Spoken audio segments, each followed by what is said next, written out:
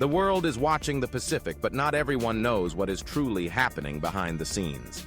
There is a quiet military buildup happening right now in the Philippines, and it is drawing the attention of some of the most powerful nations on Earth. The United States, once thought to have scaled back its presence in Southeast Asia, is returning in a way that is making China, Russia, and even some regional neighbors uneasy. Why is the U.S. military secretly expanding its bases in the Philippines, and what does this mean for the future of the region?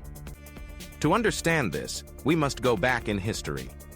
The Philippines was once the home of some of the largest American military installations outside of the U.S.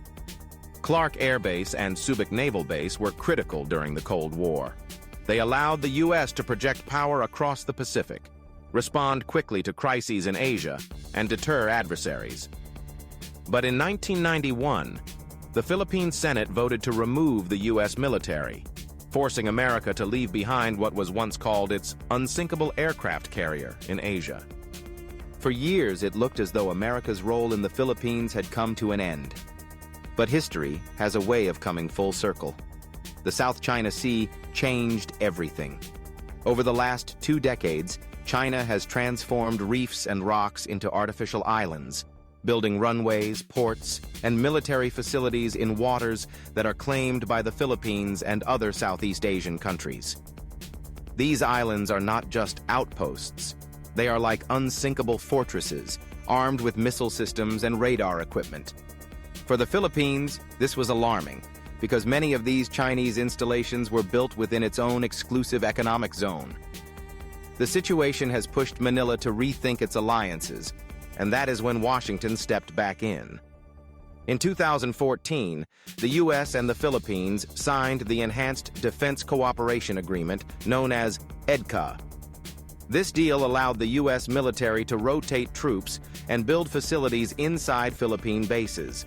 But for years, the agreement moved slowly, facing political resistance, budget issues, and doubts about whether America was really committed to defending the Philippines. That has now changed. With rising tensions in the South China Sea and growing fears of a Taiwan conflict, the United States is moving faster than ever to expand its presence in the Philippines. Recently, Washington and Manila announced that 4 new military sites would be open to U.S. forces, bringing the total to 9. These sites are spread across strategic areas: northern Luzon, close to Taiwan, and Palawan, facing the South China Sea. The locations are not random. They are carefully chosen to give the U.S. military better access to the contested waters of the South China Sea and to position forces close to Taiwan in case a crisis breaks out. But here's the question. Why is this happening quietly, almost secretly? Unlike during the Cold War, the U.S. is not building massive bases with thousands of permanent troops. Instead, it is building storage facilities, airstrips, and logistics hubs within existing Philippine camps. The idea is to make the buildup less visible but highly effective.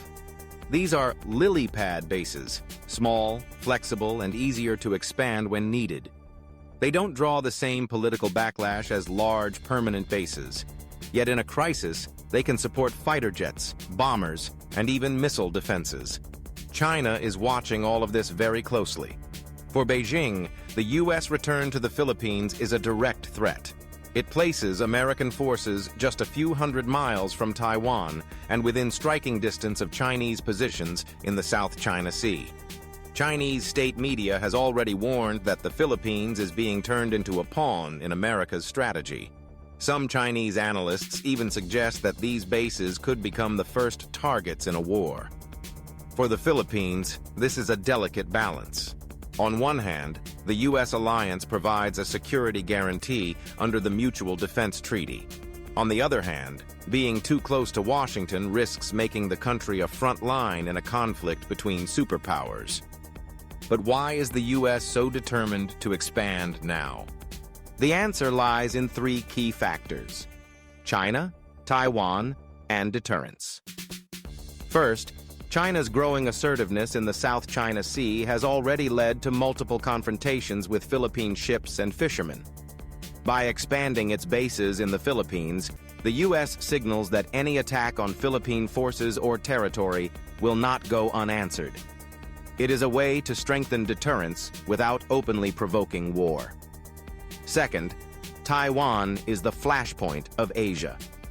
U.S. military planners know that if China moves on Taiwan, they will need staging grounds for operations. Japan is one option, Guam is another, but the Philippines provides a crucial location that cannot be ignored. Bases in northern Luzon, just a few hundred kilometers from Taiwan, allow the U.S. to quickly move aircraft, supplies, and troops into position. Third, the U.S. wants to reassure allies. For years, Southeast Asian nations have wondered if Washington would really stand by them in a crisis.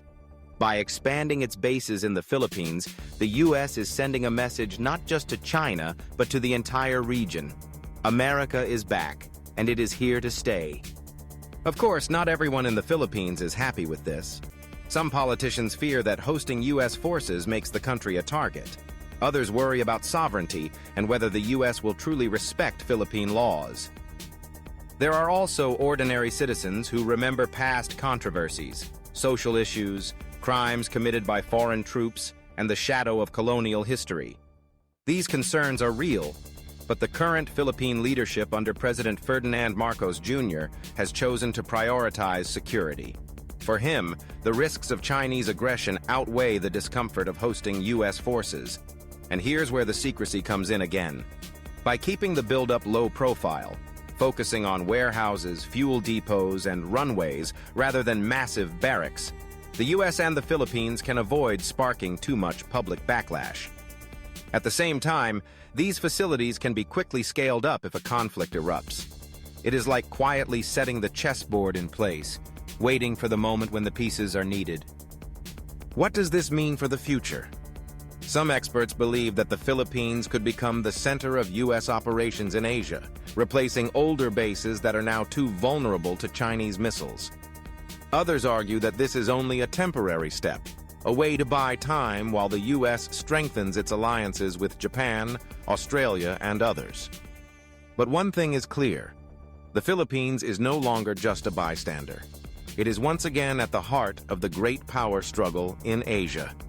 The coming years will show whether this strategy works. If it deters China and keeps the peace, then the quiet buildup may go down as one of the smartest moves of U.S. diplomacy. But if tensions escalate into open conflict, the Philippines could find itself on the front line of a dangerous war. For ordinary Filipinos, this is not just a geopolitical game. It is about their future, their safety, and their place in a world that is shifting faster than ever. And so, as ships patrol the South China Sea and warplanes circle the skies, the question remains: will the Philippines become the shield that prevents war, or the battlefield where it begins? The answer may lie in those quiet, expanding bases, hidden in plain sight, waiting for the day they are called into action.